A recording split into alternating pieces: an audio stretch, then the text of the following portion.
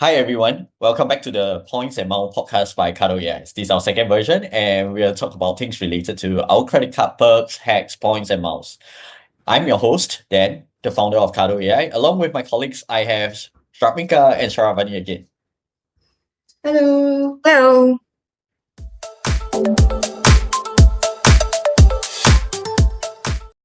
So, in this week's episode, we are going to delve into credit cards. Why should you get them? When should you get them? When is it really worth it?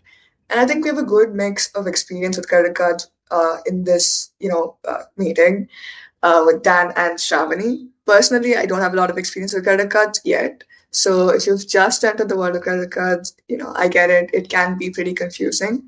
So it'd be nice to have people with a lot more experience to answer a few questions that, every beginner would have. So let's get into it. Uh, so Dan, when did you get your first credit card and which one was it? Wow, that was a very, very long time ago. I think it was about when I first graduated, sometime in 2011. And it was out of Singapore because I got my first job out in Singapore. So we do have a credit card, multiple credit cards that are pretty much easy to get. And actually, with an income of about $2,500 per month in Sing dollars, equivalent will be about, USD 2000, 2002. You potentially can get a credit card out there in the market. So my first credit card was actually a mouse card. And it was a 4X mouse card called the UOB Preferred Platinum card. So you charge, every single thing on contactless as well as online. It actually gives you 4X points. So in that sense, it converts directly into 4X miles. So you can anywhere do it on, shopping, dining, restaurants, and whatever you can think of. So that's the first card that I actually own it. That's awesome. So do you still have that card today? Wow, I still use that card today. Though they have a limit of $1,000, I still use that as of today. I use it diligently because it actually helps me in my daily expenses. Minus some of the MCC driven codes that are negated from that card. Pretty much everything else is included. So I use that card. That's awesome. Shravani, what about you? So I actually got my first credit card only last year. I used to live in Europe before that, and it's not very common there to use credit cards. People are still using debit cards and cash a lot, especially in Germany. So I didn't really go for it then, but I moved to the US last year, and it's just such a big market here for credit cards. So I got my first one. Which was the Chase Sapphire preferred card, which is, I think, quite popular as the first credit card for most people. It has an annual fee of $95, but has a lot of nice perks, um, especially on restaurants and dining, some travel perks as well, which are quite useful. So it's a great beginner card, and that's what I started with. Hey, so, Shravani, how did you decide which credit card you're gonna get? Because there's a lot of different types of credit cards and a lot of different types of rewards out there. So, what were the boxes that you needed to check? I wish I did a lot of research before I got my first one, but as a newbie, I really did not really understand the concept and know that this is how I should optimize it. So I just kind of spoke to my friends and family and asked them what was the most popular card in the market, and then I checked on those. So what I heard mainly is like there's Capital One Venture X, I think, and then there's this the Chase Sapphire Preferred, and also Amex Gold, maybe depending on how much you want to spend on an annual basis. And this just seemed like an easy option. It has a few good benefits in terms of points. So it's 3x on restaurants and dining, which I go out a lot to eat. So it just made sense to do that. But it also has decent travel perks. So that's how I chose it. And I didn't want to spend too much on the annual fee. So $95 seemed fair at that point. Nice, nice. Dan, what were some things that you were looking for in your first credit card? Okay, I honestly didn't have a chance to travel when I was in my first 25 years of my life. So unlike most people who are privileged to get to travel, I don't. And obviously I then turned to hacking method to actually get it out across to myself, and I try to be a mouse chaser. So I actually chase mouse for various circumstances. So when I look at my expenditure, it was like probably when I was at that level, I was running, $800 to $1,000 spending expenditure. And I was still staying with my parents. So the only card that I could think of, and was closer to me without having to think too much about it, is the UOB Preferred Platinum card. So anything that gives me that ease, and miles, I did what I did to do to actually enjoy where I am today, traveling at no cost. Yeah. Always Nice. a plus. That's nice. Okay. Then, did you notice any like differences in your spending habits from before you got your credit card to after? That's a very good question. So I believe my expenditure grows as, age grows, right? So let's put it this way. We do have like rental, mortgages, electricity Mhm. bill, Wi-Fi. Back then when you were staying with parents, all these bills are covered by your parents, right? When you were much, much younger. Or when you grow older, all this liability sits on you.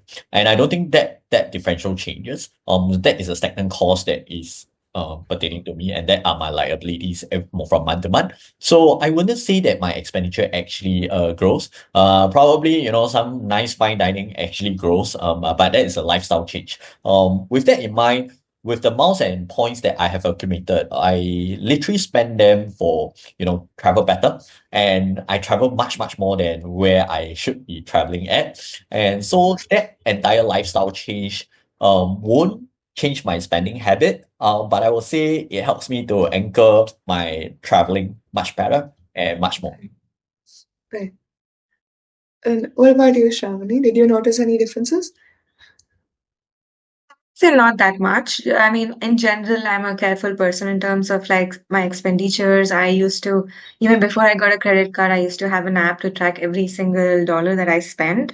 So I was always quite careful. And definitely that was one fear I had, that if I get a credit card, I'll spend more than I should. But I think since I was quite careful before, I'm also careful now. I just don't track it as often, but I do keep checking my credit card statement to see, I'm in check. I'm not spending too much this month, and I don't really try to apply for a higher credit limit. I think I don't need it, and I just want to stay where I am in terms of my expenditure. Mhm. Right. Right. Um, okay. So, Shravani, one of the biggest expenses right now would be rent for a lot of people, right? So, is there any way that you can get points on that? That's a great question. There is definitely an option in the US. So the Built card, it's quite new. Actually, it just started like a couple of years ago in the US, and it's really useful because it's firstly it's free. There's no annual fee, and it gives you points for rent. So if you pay through that card, you get for every dollar you spend on rent, you get points, and you can use that on travel, even booking exercise classes and gym. And luckily, Built also offers transfer partners, so you can transfer your points to different airlines and hotels too. So it's awesome. It's like a basically free points that you get for paying rent. Oh yes, I That's actually have the card. Yeah. So I think that the build makes a huge difference, I think, in the lifestyle that we spend, right? So I think it's a very good card to have, especially when you're renting out in the United States. But similarly in Singapore, right, we do have something along those lines, but we pay a fee to it. And those fees are predominantly paid to the transaction fees that the startup or even big corporates actually collect. So there are rental platforms around, such as your, City Payor, KardoAI, I Pay My, right? So they actually get you up with any rental or even mortgages. So there are various few portals like that goes around. Even in the UAE, the Japan, they do have that as well. So you're actually paying in terms of your credit cards, but it's one of the biggest spending that I would say that gives you that momentum, right? I think it's also something that we do day in, day out. So if whether it be in rental or be it in mortgages. Mm. Uh, Dan, if you don't mind sharing, how many credit cards do you have? Wow. I would say 100 plus credit cards currently right now in 3 or 4 dental boxes.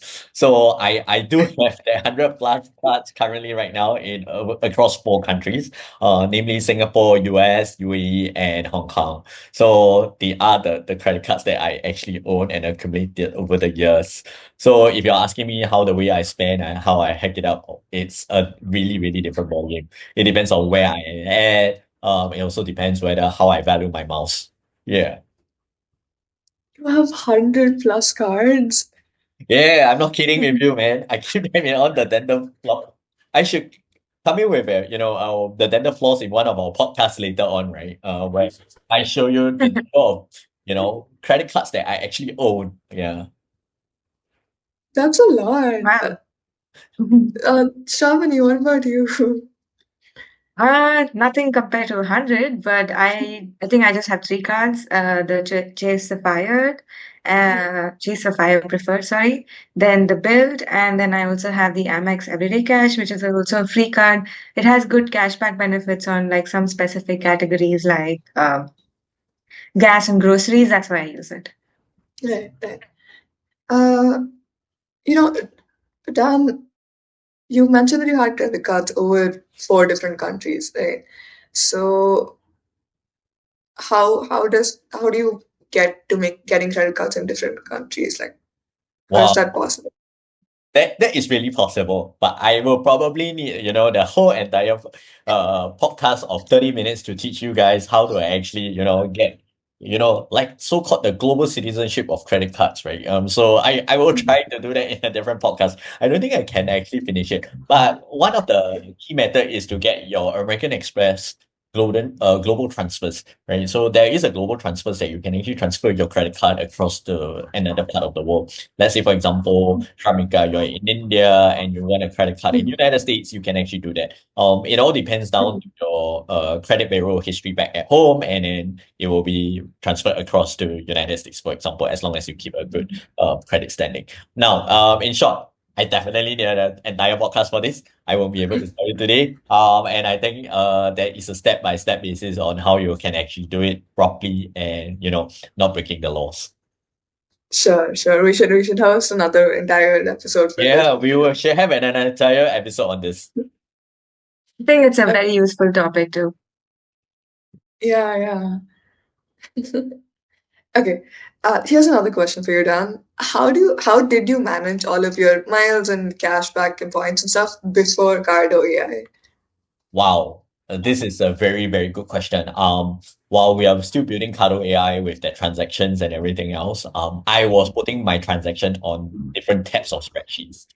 So let's think about it from Excel perspective. You will try to do, VLOOKUPs, horizontal lookups, or whatever you can think of, and then also round down, round up based on the transaction. Especially when you are having Singapore cards, it's so complicated that you have to the nearest 50 cents, $5, and a dollar. So depending on, and it also run into like statement month and credit month, right? So there are two, right?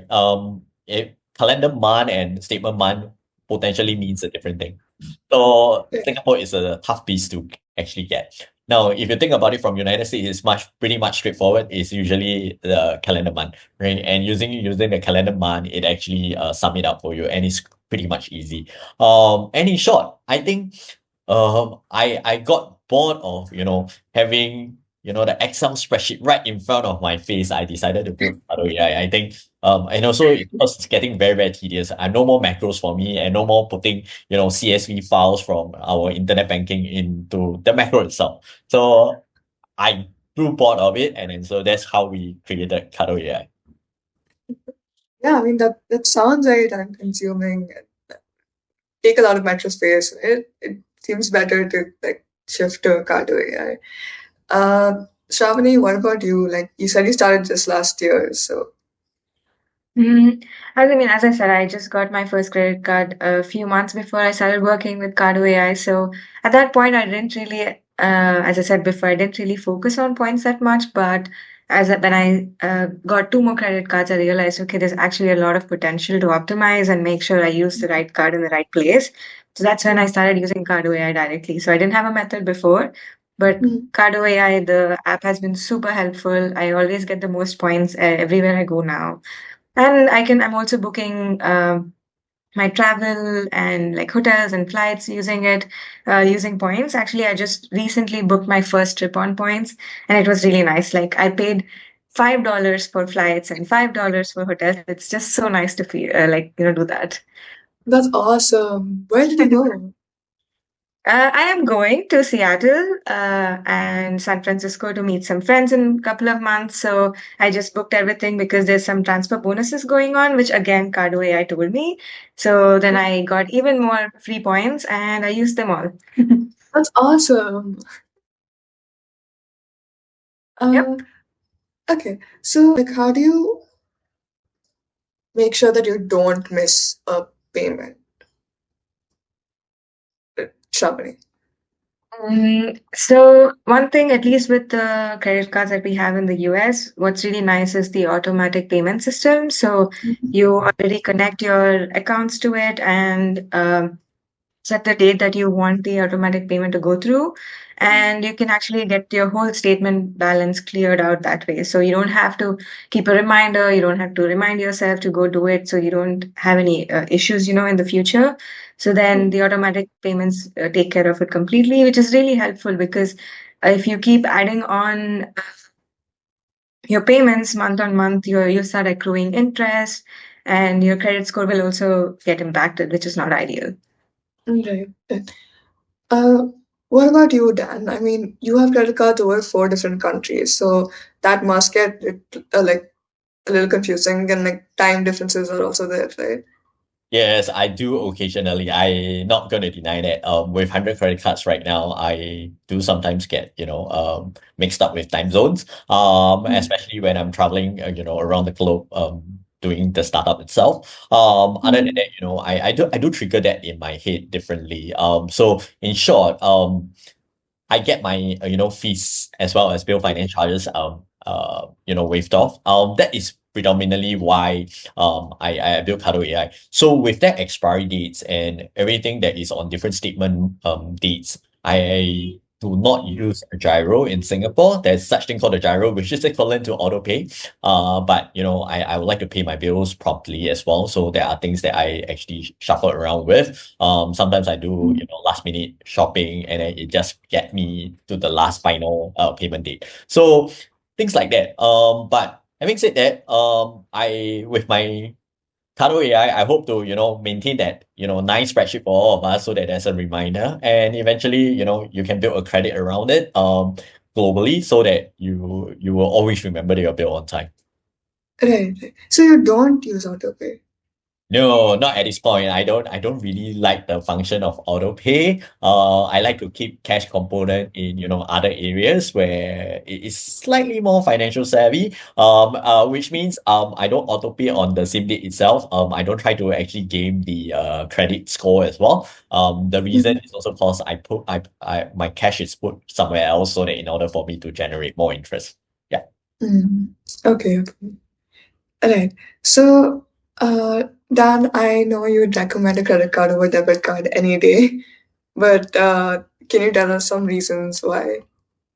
Wow, I will always choose a credit card over a debit card. The reason is as long as you actually pay your fees promptly, I don't see the difference between a credit card and a debit card. And the usage of a credit card predominantly helps you to actually garner more miles or cashback. But Mm, if you're asking me whether I'm on a mouse cam or a cashback cam, I'm definitely in the mouse cam. And I'm right. an advocate of a mouse cam because the valuation is much better. You can actually get a return trip ticket from, Tokyo to London, for example. I was flying from LHR, which is London, all the way to Haneda on a first class, on Japan Airlines at a fraction of a price of 90,000 American Airlines Advantage, right? So with that in mind, that value is $1,800 based on miles perspective. But if you Mm, are actually booking it, it's more than a $10,000 ticket, right? On a one-way ticket. And I only paid like, $18.70 on a first class. Yeah. right. Yeah, awesome. Shavani, what about you? Would you prefer to get debit or credit card? Now that you've used both. I would still definitely recommend credit cards over debit cards. I think there's a lot of reasons for it.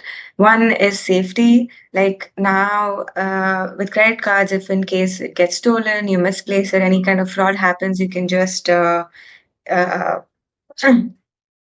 you can just you can just inform the credit card company and you can get reimbursed for it or just cancel the payment. Mhm. Uh, Also, like you usually have credit limits, so if your card is stolen, even if somebody uses it, it gets cut off at that limit. Otherwise, if you lose your debit card, it's quite possible that you lose all of your money in your account, which is quite dangerous. And I also don't like the hold system, like when you go to hotels and places where you have a security hold on your credit card. It does not impact you because it does not take money out of your account. But with debit cards, it actually takes money out of your account and then it takes 10 days for it to come back, which is really annoying. So there's a lot of benefits. And then on top of that, you get these miles and points and cashback and a lot of other perks related to airport lounges and travel credits and so on. So I don't see why somebody should have just a debit card. I still think it's good to have a debit card for like emergency funds and withdrawing cash and so on without extra fees. But on a daily basis, credit card definitely. Mhm. Yeah. Okay. So one last question, Shravani. What would be your advice to someone who's just getting into credit cards? Uh, Go for it. I mean, there is no harm to like getting a credit card. As I mentioned, it's safer than debit cards. You can get so many benefits from it, but just make sure you choose the right one, especially in the beginning. Kind Mhm. of go back into your expenditure and see like where your what's your highest expense. So if you spend the most on groceries, you spend the most on eating out or traveling, based on that choose the card that gives you the most benefits related to it. So that's why I also chose the Chaser Fire, because I do love going out and trying out restaurants, and this gives like a very high point limit for that, which is really nice. That's nice. That's awesome. Dan, what would be your advice to a novice like me? I agree with Sravani, in terms of the points that she is actually putting across. So for me, I think for anyone who is picking their first credit card, their first point of contact will always be dining, irregardless. I think that is always the true fact. Now we can go without shopping, but I think the necessity will be food, right? And I think a lot of people will have the problem, not using their credit cards and using cash or debit card. Anyway, you're gonna pay $5 for food anyway. So why not you just use a credit card? So for me, choosing the correct credit card for dining will be rather important. And also, that's my main point, right? For example, Singapore has a 6X card on dining, the UOB Ladies card. If you actually deposit X amount of money, you get, 6X. And then of course in United States, we have very, very good healthy cards like your City Prestige card that is 5X. That is a legacy. It's no longer there in the market today, but the best card currently one would be American Express Gold Card if you want to pay a more hefty annual fee compared to what Saravani actually holds in terms of Chase Sapphire Preferred, right? So with that in mind, it depends on your spending habits. It depends on how much you can actually get through your annual fee, etc. But to me, dining is the most go-to category that I will go for. I mean, for the first credit card, and I would in the respective countries, you should be able to find something that goes around 4X to 5X points. Right. That's really, really helpful. Like this entire conversation has been really helpful, and I'm really glad to have this conversation with you guys. It's really nice how to learn how you got your first credit cards, and what are the benefits and what were your perspectives when you were looking into getting these cards. I consider myself incredibly lucky to have two great mentors here, and I'm really happy to be able to share this knowledge with everyone on like our audience on YouTube too. Once again, thank you so much. If you guys like this episode, do subscribe and comment down below about any other topics you'd like us to cover. For those who want to try out the KardoAI app, the link is given in the description. And thank you for tuning in. And have a great day. So see you next time. Bye bye. See you next time. Bye. Bye.